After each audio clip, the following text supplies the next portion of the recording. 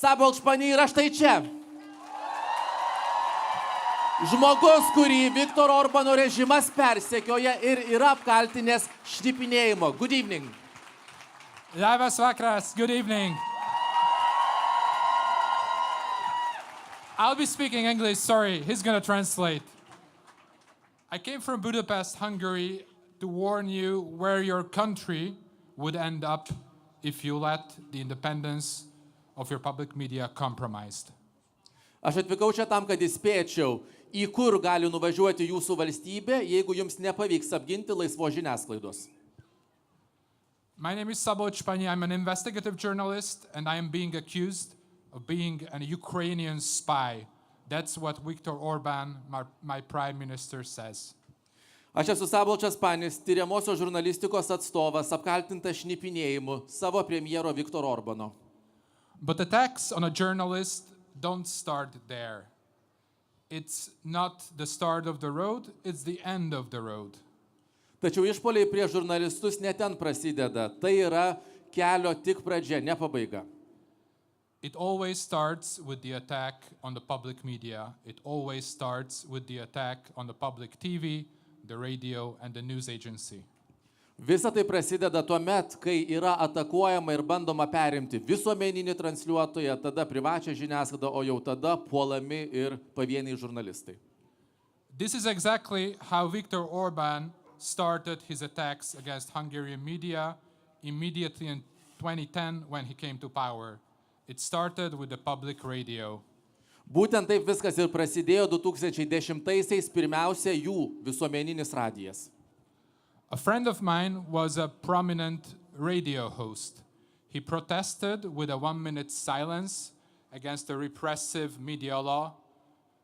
He was suspended and he never got back to air, ever. Žurnalistas dirbantis radijui, kuris pradėjo protestuoti, taip kaip mes, tylėdami minutę eteryje, netrukus buvo išmestas, be teisės sugrįžti į visuomeninį transliuotoją. He even left the country. Jis net išvyko, buvo priverstas išvykti iš šalies. Then the public TV was taken over.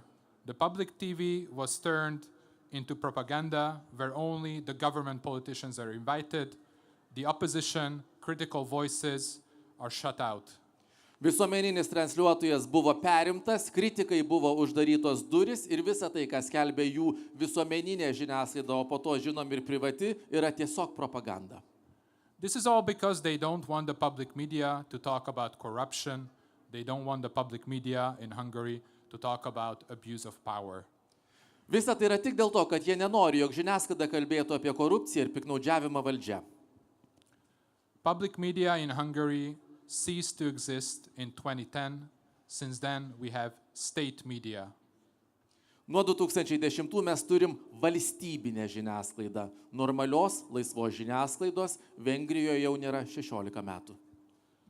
1.5 years ago, in 2024, I was invited by LRT to give a speech about Hungary and to give an interview. Prieš 1.5 metų mane pakvietė LRT čia pakalbėti apie padėtį Vengrijoje į Lietuvą. Maybe my Lithuanian friends didn't understand why I was emotional. I told them that I could never be invited to the Hungarian public media, yet here I am in Vilnius, invited to your country's public media. Jis buvo labai emocionalus, nes jis mūsų valstybėje galėjo apie tai kalbėti per mūsų visuomeninį transliuotoją, apie problemas savo šalyje, ko jis niekaip negalėtų daryti savo šalies visuomeniniam transliuotojui.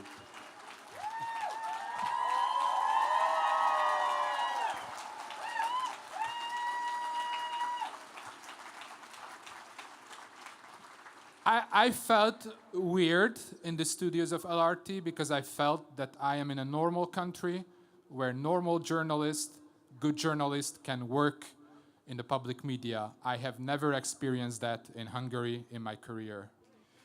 Prieš 1.5 metų, kai buvau Lietuvoje, aš jaučiausi labai keistai, nes aš galėjau būti LRT studijoje ir kalbėti laisvai ir žurnalistai čia gali dirbti normaliai, taip kaip jis praktiškai niekada taip dirbti negalėjo.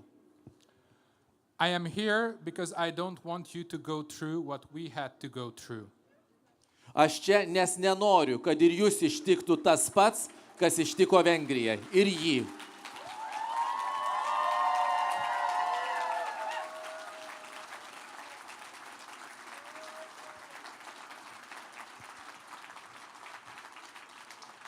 First, it's the public media, then it's mainstream private media, and when it's all fallen, then they go individually after the journalists. Pirmiausia, atakuoja arba imasi valdžia veiksmų prieš visuomeninę žiniasklaidą, tada privačią žiniasklaidą ir jau tada pavienius konkrečius žurnalistus. Currently, I am accused of being a Ukrainian spy because I investigated the best Hungarian friend of Remigius Žemaitaitis and Nemuno Aušra, and I investigated that the best Hungarian friends of your politicians actually serve the Kremlin. Jis šiuo metu Vengrijoje yra kaltinamas šnipinėjimu Ukrainos naudai, nes jis kartu su kitais žurnalistais tyrė Nemuno Aušros ir Remigijaus Žemaitaičio santykius su Vengrija. I uncovered, together with my colleagues, that the best friend of Žemaitaitis, his name is Péter Szijjártó, the foreign minister of Hungary, is leaking information to Sergei Lavrov, the Russian foreign minister. Ir taip pat mini, kad tyrė ryšius Remigijaus Žemaitaičio su jų šalies užsienio reikalų ministru, tuo pačiu, kuris, prisimenam, labai sėkmingai ES paslaptis tekino Sergejui Lavrovui, Rusijos užsienio reikalų ministrui.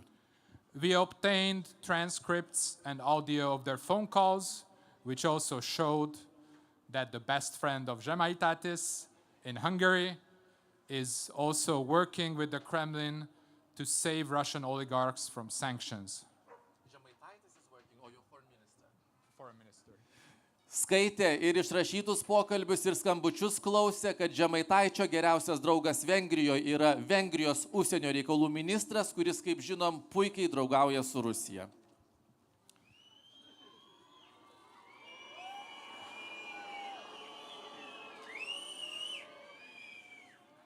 This is why I'm here to warn you when the public media in Lithuania is attacked, there is a good chance that the inspiration is coming from outside of this country, that the inspiration is coming from authoritarian countries. Aš čia tam, kad įspėčiau, kai jūsų valdžia atakuoja, puola, bando uzurpuoti visuomeninį transliuotoją, gali būti labai tikėtina, kad visą tai skatina trečiosios šalis. Because it is information, factual, unbiased, and free that helps our societies to defend ourselves against authoritarians. Nes tai yra laisva informacija, kuri mums padeda iš esmės apsiginti nuo autoritarinių režimų, būtent laisva žiniasklaida. This is why you should come out whenever you need to come out to help my friends, to help them stay independent and stay free and help them carry out their jobs. Būtent dėl to jūs kiekvieną kartą, kai reikia pagalbos jo draugams, mums, Lietuvos žurnalistams, jūs turit išeiti į gatves ir protestuoti. Kad apgintumėt laisvą žodį.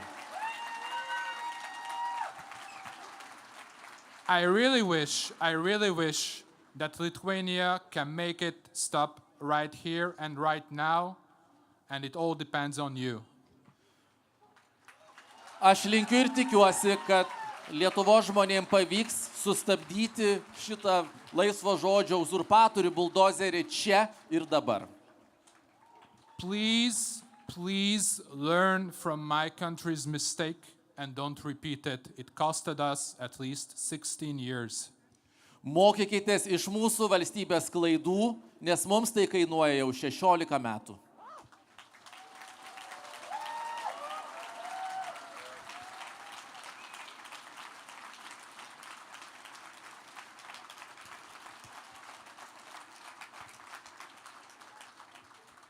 In these past few weeks, when I was attacked by my prime minister, I received extreme solidarity from my friends, including my Lithuanian friends, and I'm grateful for that.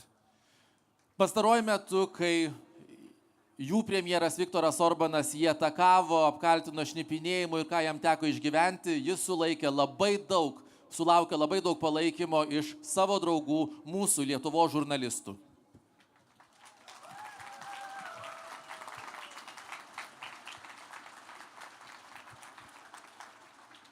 When a journalist is under attack, when a media outlet is under attack, when the public media is under attack, there is only one thing that can protect them, and that's solidarity. So thank you for coming out, and thank you for having me here, and good luck to you all. Kai valdžia yra nusitaikiusi į žiniasklaidą, į žurnalistus, vienintelis dalykas, kuris gali nuo to apsaugoti, tai solidarumas, vienybė. Ačiū kolegai iš Vengrijos, dar kart plojimai.